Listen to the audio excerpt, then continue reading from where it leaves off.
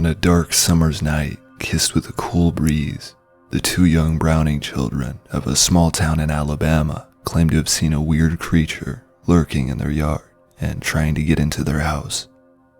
Their father, Henry Browning, chalked their creepy story up to the active imagination and fears of childhood. However, he changed his mind later that night. After being awoken to strange scraping sounds, Mr. Browning grabbed a gun and a flashlight, then peered outside of his front door. There, between two rose bushes, he saw a creature that was almost like a human body, just as his kids had described.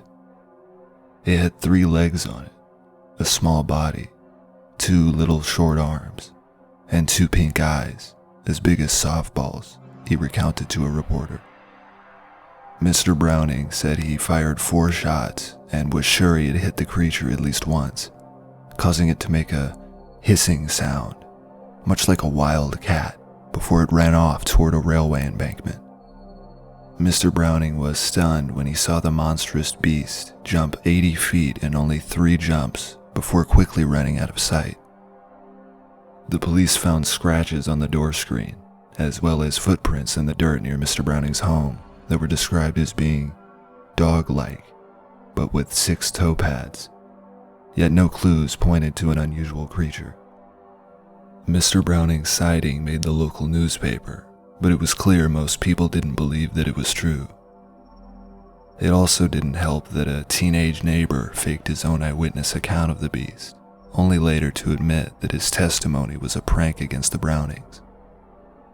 Browning reported 2 more sightings of the alleged beast to local cops, but he said that they eventually threatened him with jail time because nobody believed what he'd saw had been real. Mr. Browning was adamant about his claims and stood behind what he was calling his true story.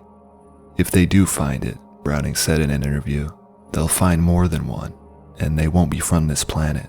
I can tell you that. After Mr. Browning's public testimony about the local monster, other eyewitness claims began to surface.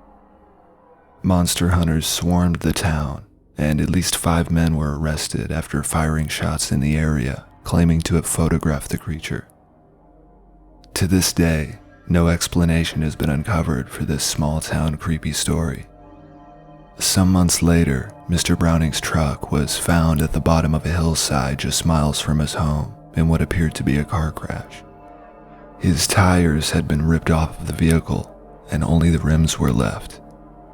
His body was never discovered.